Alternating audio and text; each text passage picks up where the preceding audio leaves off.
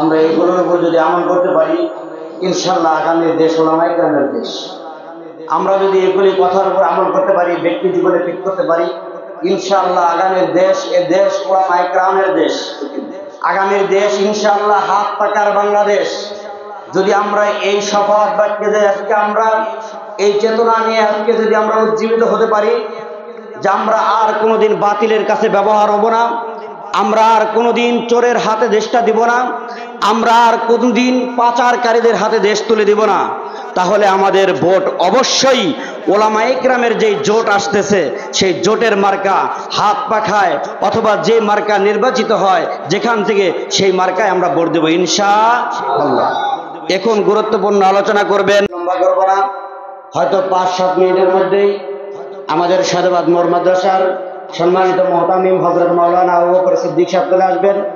এর পূর্বে আমাদের যিনি শহর থেকে আসছেন উনি আমাদের সামনে গুরুত্বপূর্ণ দিক নির্দেশনামূলক কথা বলবেন। তারপরে ইনশাআল্লাহ আজকের এই অনুষ্ঠান সমাপ্তি ঘোষণা করা হবে।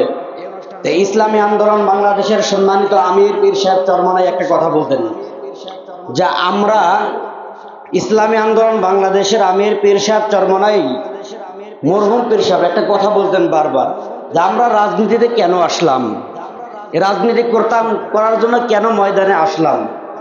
হুজুর গুরুত্ব দিয়ে একটা কথা বলতেন, আমরা কোনোদিনই রাজনীতির জন্য মাঠে আসতাম না। আওয়ামী লীগ তোমরা দেশ চালাইছো, তোমরাই চালাইতে থাকো, বিএনপি তোমরা দেশ চালাইতেছো, তোমরাই চালাইতে থাকো, কিন্তু আমাদের দাবি ছিল একটা, যে দেশে 95% মুসলমানের দেশ, সেই দেশটা কোরআনের শাসন অনুযায়ী তুমি চালাও। এদেশে ইনসাফ কায়েম করো, এদেশে যেন খুনিরা যেন উপযুক্ত বিচার পায়, এদেশের যেন ন্যায্য বিচার পায়, এদেশে যেন দ্রব্যমূল্যের দাম নিয়ন্ত্রণ থাকে, এদেশে যেন আর কোনো সাগর রনির হত্যার ঘটনা না ঘটে, এদেশের যেন আর কোনো মা তার সন্তানকে না হারাইতে হয়, আর যেন কোনো মায়ের বুক খালি না হয়, আর যেন কোনো বাবা রাস্তায় পিচ ডালার ভিতরে জবাই করতে না হয়, আর যেন এদেশে জেনারেল সেঞ্চুরি না হয়, আর যেন ঘুষের মহারা না চলে, আর যেন এই বাংলাদেশের টাকা পাচার করে লন্ডনে বাড়ি তৈরি করা না হয়, আর যেন এদেশের টাকা লুণ্ঠন করে সেই আমেরিকার গদি তৈরি করে না হয়। এই ব্যক্তি যদি আওয়ামী লীগ বিএনপিও যদি আজকে প্রত্যক্ষভাবে যদি ওয়াদাবদ্ধ হয়, আমরা আওয়ামী লীগ করতে বাধ্য হব, আমরা বিএনপি করতে বাধ্য হব।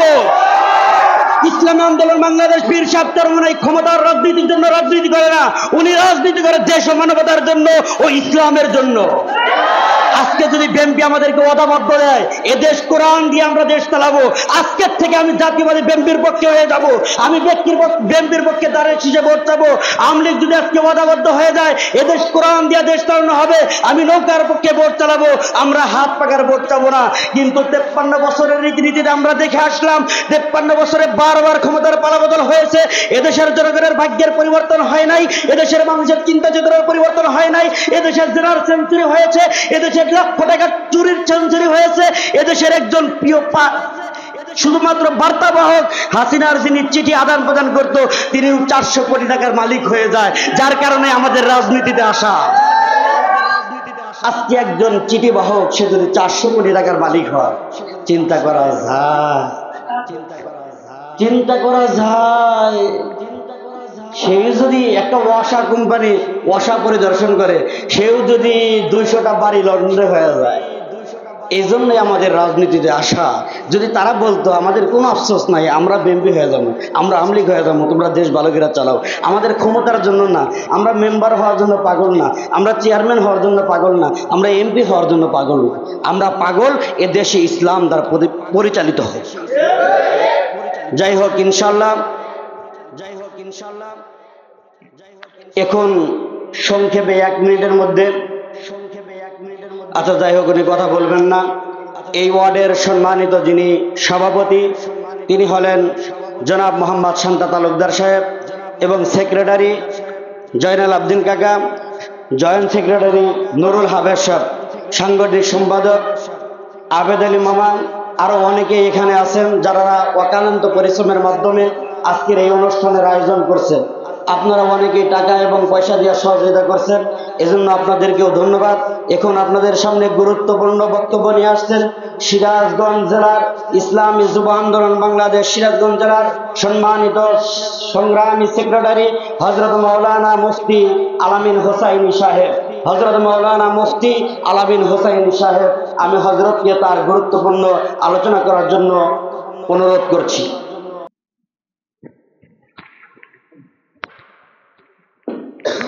نحمده ونصلي على رسوله الكريم أما بعد أعوذ بالله من الشيطان الرجيم بسم الله الرحمن الرحيم إن الدين عند الله الإسلام صدق الله مولانا العظيم ইসলামী আন্দোলন বাংলাদেশ সায়দাবাদ ইউনিয়নের আওতাধীন 1 নং ওয়ার্ড কমিটি আয়োজিত আজকের এই গণসমাবেশ বা দাওয়াতি সভা সভার সম্মানিত সভাপতি উপস্থিত আছেন আমাদের অত্যন্ত শ্রদ্ধাভাজন মুরব্বী সায়দাবাদ মাদ্রাসার সম্মানিত মুহতামিম সাহেব হযরত মাওলানা আবু বকর সাহেব, উপস্থিত ইসলামী আন্দোলন বাংলাদেশ সিরাজগঞ্জ সদর থানা সংগ্রামী সভাপতি, উপস্থিত ইসলামী যুব আন্দোলন বাংলাদেশ সিরাজগঞ্জ জেলা শাখার সংগ্রামী সাংগঠনিক সম্পাদক, উপস্থিত হযরত উলামায়ে কেরাম,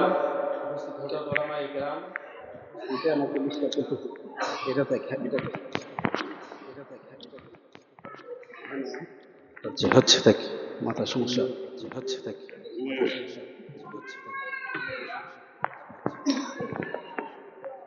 তো আমরা এরকম একটি ঈমান উজ্জীবিত হয় এমন একটা মাজলিসে উপস্থিত হতে পেরেছি, এজন্য সবাই শুকরিয়া আদায় করি, সকলে পড়ি আলহামদুলিল্লাহ। দরুদ পড়ছি হযরত মুহাম্মদ রাসূলুল্লাহ সাল্লাল্লাহু আলাইহি ওয়াসাল্লামের রওজাত হারে, সকলে একবার পড়ি সাল্লাল্লাহু আলাইহি ওয়াসাল্লাম। প্রথমে আপনাদের কাছে আবেদন করব, আমরা সকলেই একটু একটু করে আগায় বসি। বাইরে অনেক মানুষ দাঁড়িয়ে আছে, জায়গা হচ্ছে না। ইনশাআল্লাহ সবাই যদি একটু একটু আগায় বসি তাহলে পিছন দিয়ে জায়গা হবে। বাইরে যারা আছি দয়া করে একটু বসে যাই। ইনশাআল্লাহ একদম শেষ মুহূর্তে চলে আসছি, হুজুরের মোনাজাতের মাধ্যমে ইনশাআল্লাহ শেষ হবে। আসলে আমি অন্যান্য নেতৃবৃন্দ বা ওলামা হযরত যেমন বক্তব্য গরম গরম বক্তব্য দিচ্ছেন, গরম বক্তব্য দেব না, 2-4টি কথা একটু ঠান্ডা মাথায় বলবো, চেষ্টা করবো আর কি বলার। আল্লাহ তাআলার কাছে মনোনীত ধর্ম, সেই ধর্মের নাম কি বলুন তো দেখি? ইসলাম। আল্লাহ তাআলা বলেন ইন্নাদ দীন ইনদাল্লাহিল ইসলাম। আল্লাহ তাআলার কাছে মনোনীত ধর্ম হলো ইসলাম। ইসলাম ছাড়া আর যত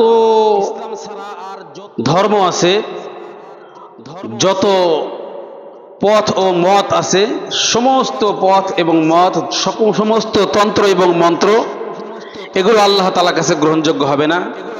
ওমাই ইয়াবতাগি গায়রাল ইসলাম দীনান ফালা ইউকবালা মিনহু।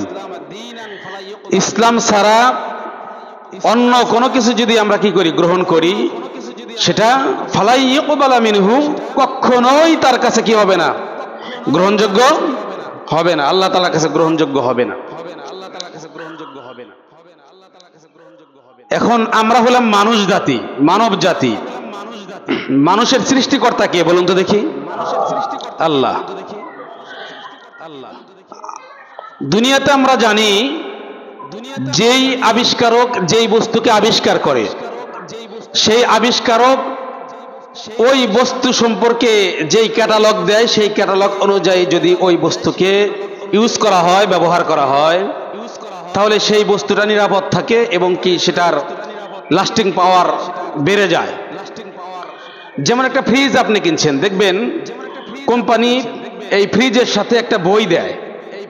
কেউ হয়তো ওই বই পড়ি, কেউ পড়ি না, কেউ বাড়িতে নিয়ে এসে ফেলে রাখি, অথচ ওটা ছিল ক্যাটালগ। যদি আমরা মুখস্থ ব্যবহার করা শুরু করে দিই, এই যে মোবাইল ফোন, এই মোবাইল ফোনটা যেই কোম্পানি আবিষ্কার করছে, তৈরি করছে, সেই কোম্পানি এই মোবাইল ফোনের সাথে একটা ক্যাটালগ দিছে যে মোবাইল কিভাবে চালাইলে এই মোবাইলটার দীর্ঘদিন ব্যবহার করা যাবে এবং এটা নিরাপদ থাকবে। আমরা যদিও মুখস্থ ব্যবহার করি, ব্যবহার করার কারণে দেখা যায় বেশি দিন যায় না, 3 বছর যদি যায়, যদি ক্যাটালগ অনুযায়ী আমরা ব্যবহার করতাম তাহলে এটা 10 বছর যাইত। ঠিক না বে ঠিক বলেন? তো একটা সাধারণ পণ্য ব্যবহার করার ক্ষেত্রে রীতি দেওয়া হয়েছে, তার আবিষ্কারক তাকে যেই রীতি দিছে সেই রীতি অনুযায়ী, যেই ক্যাটালগ বা বই দিছে সেই বই অনুযায়ী যদি ব্যবহার করা হয় তাহলে এইটার লাস্টিং পাওয়ার বাড়ে, নিরাপত্তা বাড়ে। মানুষকে বানাইলেন আল্লাহ তাআলা, এই মানুষের জীবন কিভাবে চলবে, কিভাবে চললে মানুষ দুনিয়াতে শান্তিতে থাকবে, পরকালীন জিন্দেগিতে মুক্তি পাবে, এইটা যদি Karl Marx, Lenin, Abraham Lincoln, মাও সেতুং, শেখ মুজিবুর রহমান, শহীদ জিয়া, জনাব এরশাদ সাহেব, এদের থেকে যদি নেওয়া লাগে তাইলে বলুন তো দেখি মানুষের ইহকাল এবং পরকাল ঠিক থাকবে না বরবাদ হবে? অবশ্যই বরবাদ হবে। এই বাংলাদেশ অনেকবার স্বাধীন হয়েছে, 200 বছর ইংরেজরা আমাদের উপরে শোষণের স্টিম রোলার আমাদের উপরে চালিয়েছে। ইংরেজ খেদাও আন্দোলনে যত মানুষ শহীদ হয়েছে তার বেশিরভাগ ছিল মুসলমান, সীমিত কিছু হিন্দু ছিল। আর মুসলমানদের মধ্যে থেকে অধিকাংশ ছিল উলামায়ে কেরাম। সুবহানাল্লাহ বলেন। ইন্ডিয়ার একটা রাস্তা আছে, ওই রাস্তা কয়েক কিলোমিটার লম্বা, ওই রাস্তার এ পাশ আর ও পাশ এমন কোন গাছ ছিল না যেই গাছের সাথে উলামায়ে কেরামের লাশ ঝুলানো হয়েছিল না। সেখান থেকে এই দেশকে স্বাধীন করা হইল। ইংরেজদের শোষণের দাবানল থেকে যদি আমরা মুক্তি পেলাম, শেষ পর্যন্ত মুসলমান এবং হিন্দুরা এরা স্ব স্বাধীন রাষ্ট্র চাইল। পাকিস্তান আর বাংলাদেশ মিলে মুসলিম কান্ট্রি। এদেশের নাম কি ছিল বলুন তো দেখি? পূর্ব পাকিস্তান আর পশ্চিম পাকিস্তান, দুইটা মিলে একটা। কেন? এর কারণ হইল মুসলমান, দুই দেশে কি সংখ্যাগরিষ্ঠ কি মুসলমান, কিন্তু আলাদা করা হইল। কিন্তু কোরআনের শাসন আমরা পাই নাই, মুসলমানদের সক্রিয় শাসন ব্যবস্থা আমরা পাই নাই। শেষ পর্যন্ত 71-এ যুদ্ধ করা হয়েছে, মুসলমানরাই বেশি শহীদ হয়েছে। মুসলমানদের একটা আশা আকাঙ্ক্ষা ছিল হয়তো আমাদের ভাগ্যের প্রতিফলন ঘটবে, তো যুদ্ধ করেছে, শহীদ হয়েছে, মা বোনেরা ইজ্জত দিয়েছে, কিন্তু তারপরেও কি হয় নাই? দেশ স্বাধীন হয়েছে ঠিক, কিন্তু পরাধীনতার নতুন জিনজির আমাদেরকে আবদ্ধ করে ফেলেছিল। কথা ঠিক কিনা বলেন? এসেছে শেখ সাহেবের শাসন, জুলুম অত্যাচার কমে নাই।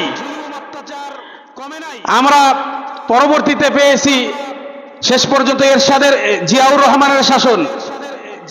আমাদের ভাগ্যের পরিবর্তন হয় নাই, এরশাদের শাসন দেখেছি, ভাগ্যের পরিবর্তন হয় নাই। আবার এসেছে আওয়ামী লীগ সরকার, বিএনপি সরকার, আওয়ামী লীগ সরকার, আবার বিএনপি সরকার, আবার ফখরুদ্দিনের শাসন আমরা দেখছি। আওয়ামী লীগের 16 বছরের যেই লম্বা টার্মের যে শোষণ, শাসনের নামে শোষণ আমরা দেখছি। আমাদেরকে আমাদের যে অধিকার থেকে বঞ্চিত করা হয়েছে, আমাদের যে চাওয়া এবং পাওয়া ছিল, আমাদের আকাঙ্ক্ষা ছিল, আকাঙ্ক্ষা থেকে আমাদেরকে বারবার বঞ্চিত করা হয়েছে। কথা ঠিক কিনা বলেন? সংগ্রামী সাথী ও বন্ধুগণ, খুব ভালো করে খেয়াল করবেন, এর কারণ কি ছিল বলুন তো দেখি? দেশ স্বাধীন হয়েছে, স্বাধীনতার পরে হিন্দুত্ববাদ এরা তাকায় আছে যে আমরা হিন্দুয়ানি কালচার এই দেশে প্রয়োগ করব। আমেরিকা এরা তাকায় ছিল এই দেশে আমরা গণতন্ত্র কায়েম করব। রাশিয়া তাকায় ছিল এই দেশে আমরা ধর্মনিরপেক্ষতাবাদ কায়েম করব। বিভিন্ন ইজম আমাদের দেশের উপরে চাপায়া দিয়ে, মানে আমাদের কোনো অভিভাবক নাই, অথচ মুসলমানদের অভিভাবক, মুসলমানদের সংবিধান এটা তো হবে মহাগ্রন্থ কুরআনুল কারীম। মুসলমানদের সংবিধান এটা তো হবে আল্লাহর পয়গম্বর সাল্লাল্লাহু আলাইহি ওয়াসাল্লামের সুন্নাতের আদর্শ, কথা ঠিক কিনা বলেন? অথচ আমাদেরকে সেটা থেকে বারবার বঞ্চিত রাখা হয়েছে। কারা বঞ্চিত রাখছে? যারা ক্ষমতা এসেছে। কি দিয়া বঞ্চিত রাখছে? ওই যে বিদেশি প্রভুরা কোন ইজম আমাদেরকে দিবে সেই দিকে তাকায় রয়েছে। অথচ আমি মুসলমান। মুহতারাম হাজিরিন, আমি আর আপনি মুসলমান, আমাকে মনে প্রাণে মুসলমানিত্ব গ্রহণ করতে হবে। আমি আর আপনিও মুসলমানিত্ব মনে প্রাণে গ্রহণ করি নাই, আমরাও তাকায় রয়েছে আমাদের নেতার দিকে। নেতা যা দিবে সেই অনুযায়ী দেশ চলবে, সেই অনুযায়ী আমরাও চলবো। এজন্য ক্ষমতার পালাবদল হয়েছে, সরকার বদল হয়েছে, সরকার বদল হয়েছে, বারবার দল পরিবর্তন হয়েছে। কিন্তু আমাদের মরহুম শায়েখ যে বলছেন, মাদার গাছ লাগায়া যদি আমের আশা করো তাহলে কশ্চিন কালেও এটা পাওয়া সম্ভব না, কথা ঠিক কিনা বলেন? তুমি গণতন্ত্রকে ফলো করবা, সমাজতন্ত্রকে ফলো করবা, ধর্মনিরপেক্ষতাবাদকে ফলো করবা, ন্যাশনালিজম তথা জাতীয়তাবাদকে তুমি ফলো করবা, সমাজে প্রতিষ্ঠা করার জন্য তুমি রক্ত দিবা, জীবন দিবা, আর তুমি আশা করবা যে আমি সুশাসন পাইব, ভালো একটা শাসন আমাদেরকে দিবে, সমাজের ভিতরে ইনসাফ কায়েম হবে, সমাজের ভিতরে কোনো বৈষম্য থাকবে না, সমতার একটা সমাজ কায়েম হবে। এটা কশ্চিন কালেও সম্ভব না, সম্ভব না। সম্মানিত হাজিরিন, এখন সময় এসেছে, ইসলাম জিন্দা হতা হয় হর কারবালা কি বাত। যখনই কোনো কারবালা সংঘটিত হয়েছে, রক্তপাত হয়েছে, জীবন দিতে হয়েছে মুসলমানদেরকে, তখনই ইতিহাস পরিবর্তন হয়েছে, তখনই ইতিহাস পরিবর্তন হয়েছে। মুসলমানদের বিজয় হয়েছে, ইসলামের বিজয় হয়েছে, কুরআনের বিজয় হয়েছে, কথা ঠিক কিনা বলে? আমরা বহু দেখেছি, আমরা রক্ত ঝরিয়েছি, জীবন দিয়েছি, রাজপথে আমাদের রক্ত ঘাম জড়িয়েছি। আমরা দেখেছি এই দেশে এমন একটা সময় চলছিল, কারফিউ জারি করা হয়েছে, কোন সংগঠন ব্যানার নিয়ে প্রকাশ্যে ময়দানে নামার সাহস দেখাইতে পারে নাই। এমন একটা দুঃসাহস কেউ দেখাতে পারে নাই, বিএনপি দেখাইতে পারে নাই। সাইনবোর্ডধারী নেতা একটা ওরা মাঠে নামে নাই। সাইনবোর্ড নিয়ে এটা বিএনপির সাইনবোর্ড, বিএনপির ব্যানারে এটা মিছিলে নেমেছি, সরকার পতনের মিছিলে নেমেছি। আপনারা একটাও দেখেছেন? একটাও ছিল না। জাতীয় পার্টি তো দালাল দালালই, জামাতে ইসলামীরও ব্যানার দেখি নাই। কিন্তু একটা সংগঠন ব্যানার নিয়ে মাঠে ময়দানে কাজ করেছে। একটা সংগঠনের শীর্ষ একজন নেতা, উনি তার নেতা কর্মীদেরকে গাইডলাইন দিয়েছে। সেই সংগঠন নাম হলো ইসলামী আন্দোলন বাংলাদেশ। সেই সংগঠনের নেতা হলো এদেশের অবিসংবাদিত নেতা মুফতি সৈয়দ মোহাম্মদ ফয়জুল করিম দামাত বরকাতুহু, কথা ঠিক কিনা বলেন? উনি সংগঠনের ব্যানার সহ নেমেছেন। কারণ আছে, কারণ এখানে হলো আমরা তো আন্দোলন করেতেছি, আন্দোলন তো বহু হয়েছে, আন্দোলনের পরে সরকার পতন হবে কিনা জানি না, তবে এই আন্দোলনের পর সরকার পতন যদি না হয় তাইলে রিমান্ডের ভিতরে ঢুকায়া তারপরে গরম ডিমের ব্যবস্থা আছে। এখন যদি ব্যানার নিয়ে নামি তাহলে আমার দলের উপরে, এখন যদি আমি বড় নেতা হয়ে যদি ময়দানে নামি তাহলে আমি নেতার উপরে জালিম শাহীর খড়গ হস্ত নেমে আসবে। কেউ হয়তো কৌশল অবলম্বন করেছে, আর কেউ ভয়ে তারা এসি রুমের ভিতরে থেকে গাইডলাইন দিছে। কিন্তু মুফতি সৈয়দ মোহাম্মদ ফয়জুল করিম উনি দেখেছেন আপনারা মাঠে ময়দানে কিভাবে কথা বলেছেন, কিভাবে সমন্বয়কদের সাথে একাত্মতা ঘোষণা করে এই ছাত্রদের গণ অভ্যুত্থান যেদিন হইল, এদের এই প্রোগ্রামটা ছিল পরের দিন। শাইখে চরমনাই যখন আগের দিন তাদের সাথে শাহবাগে গিয়ে হাত মিলিয়েছিল, ওই দিন পরামর্শ হয়েছিল যে আমরা 5 তারিখে সারা বাংলাদেশে আমরা আন্দোলনের ডাক দিয়েছি। ছাত্ররা বললো আমরা তো 6 তারিখে গণভবন ঘেরাওয়ের কর্মসূচি দিচ্ছি। পরবর্তীতে এদের সাথে পরামর্শ কইরা ওনারা বললেন যে তাহলে আপনাদের এই গণভবন ঘেরাও কর্মসূচিটা আগের দিন নিয়ে আসেন, যেহেতু আগের দিন আমরা মাঠে আছি। সেই 6 তারিখে আর যেতে হয় নাই, 5 তারিখেই সরকার পতন হয়েছে, কথা ঠিক কিনা বলেন? সংগ্রামী সাথী ও বন্ধুগণ, ইতিহাস এগুলো স্বর্ণাক্ষরে লিপিবদ্ধ থাকবে। যদিও দেশের দালাল মিডিয়াগুলো, ইসলামী সংগঠনগুলো যদি হাজারো করে, তারপরেও তারা ফলাও করে না, তারা শিরোনাম করে না, তারা ইসলামী সংগঠনের কোনো প্রোগ্রামকে সামনে আনতে চায় না। কথা ঠিক কিনা বলেন? এদেশের একদম উপর লেভেল থেকে নিয়ে একদম নিম্ন স্তরের যে সমস্ত আমলা আছে, এই সমস্ত আমলারাও এমন মানে ঘুষ খাইতে খাইতে, অবৈধ পথে চলতে চলতে, দালালি করতে করতে, পা চাটতে চাটতে এমন অবস্থা, এ দেশ সংস্কার করা বহু দেরি ভাই, বহু দেরি। একজন নিরীহ মানুষকে, একজন নিরীহ নেতাকে বারবার কি করা হইতেছে, প্রশাসন তাকে বাড়ি ছাড়া করে রাখে, হয়রানি করে। আমি সেদিন বলতে গেছি, ওসি সাহেবের সাথে পরামর্শ করছি। ওসি সাহেব বলতেছেন আপনি আপনার নাম দিয়ে সুপারিশ করেন। আমি বললাম আমি যখন আমার নাম দিয়ে সুপারিশ করব, যদিও সে দল হিসাবে আওয়ামী লীগকে সাপোর্ট করেছে, কিন্তু নাম দিয়ে যখন আমি সুপারিশ করব, তখন তো আপনার এই নামকে প্রকাশ করবেন, আমাকে বলবে যে আওয়ামী লীগের দালাল। এটা তো সম্ভব না। কিন্তু এই মানুষটা নিরীহ, এর দ্বারা কারো ক্ষতি হয় নাই। আওয়ামী লীগের যে সমস্ত অপরাধী আছে এদেরকে বিচার করুন, কিন্তু নিরীহ মানুষ দ্বারা এদেরকে সুযোগ দিন। এরা তো অপরাধ করে নাই, অন্যায় করে নাই। কিন্তু এই এসআই কে যখন এই কথা বলছি, এসআই বলতেছে 50,000 টাকা যদি দিতে পারে তাহলে অবশ্যই সে মুক্ত, তাকে আর ধরতে যাবে না। ধরতে গেলে মনে রাখেন আমিই যাইব, 50,000 টাকার ব্যবস্থা আপনি করেন। চিন্তা করেন। আমি শুধু এতটুকুন বললাম যে তাহলে দেশটা পচেছিল, আমরা মনে করেছি ভালো হয়েছে, কিন্তু এমন পচনটাই পচছে যে ভালো হওয়ার কোনো আশা আকাঙ্ক্ষা আমরা দেখতেছি না। এসআই মাথা নিচু করে সে চলে গেল। চিন্তা করেন, এই হলো অবস্থা। এখন পর্যন্ত এই অবস্থাটা এই দেশের ভিতরে আছে। মোহতারাম হাজিরিন, আমি যে কথাটা বলবো, আল্লাহ তাআলার কাছে মনোনীত ধর্ম হলো ইসলাম। ইসলামকে আমাদের জীবনে সেট আপ করতে হবে। ইসলামকে যদি আমরা মনে প্রাণে যদি ধারণ করতে পারতাম, তাহলে এই অবস্থার সম্মুখীন আমাদের হইতো না। সুতরাং আমরা ইসলামকে ধারণ করি। এখানে ছাত্র কারা আছেন তারা একটু হাত উড়ান তো ভাই। ছাত্র নাই, একটাও নাই ছাত্র। ছাত্র কারা আছেন? ছাত্র ভাইদেরকে বলবো, আজকে এই অনুষ্ঠানের শেষে ছাত্র আন্দোলনের সদস্য ফরম করে আপনারা ছাত্র আন্দোলনে যোগ দিবেন। পারবেন না? ইনশাল্লাহ পারবেন না? যুবক যারা আছেন একটু হাত উড়ান তো দেখি। যুবক যারা আছেন আপনাদেরকে আমি বলবো যে যুব আন্দোলনের ফরম নিয়ে ওই যে আমাদের ইদ্রিস ভাইয়ের কাছে আসবেন, যুব আন্দোলনে যোগ দিবেন। যারা মুরব্বী আছে তারা মূল আন্দোলনে যোগ দিব ইনশাল্লাহ। মূল আন্দোলনের সদস্য ফরম করবেন। আমি এ কথা কেন বলতেছি? ছাত্র, যুবক, মুরব্বী, সকল পর্যায়ের মানুষ, নারী এবং পুরুষ, সকল পর্যায়ের মুসলমানরা যতক্ষণ পর্যন্ত চেষ্টা না করবে, প্রচেষ্টা না করবে, দিন কায়েমের জন্য সংগ্রাম না করবে, ততক্ষণ পর্যন্ত এই সমাজে দিন প্রতিষ্ঠা করা সম্ভব নয়। আমরা চেষ্টা করব না ভাই? সাহাবাই কেরামদেরকে ফলো করতে হবে। সাহাবাই কেরামের শিশুরা যুদ্ধে যাওয়ার জন্য কি পরিমাণ প্রস্তুত ছিলেন। বদরের ময়দানে ছোট্ট এই বালেগ হয় নাই এমন দুইটা ছেলের দ্বারা আবু জাহেলের কাল্লা কাইটা ফেলাইছে।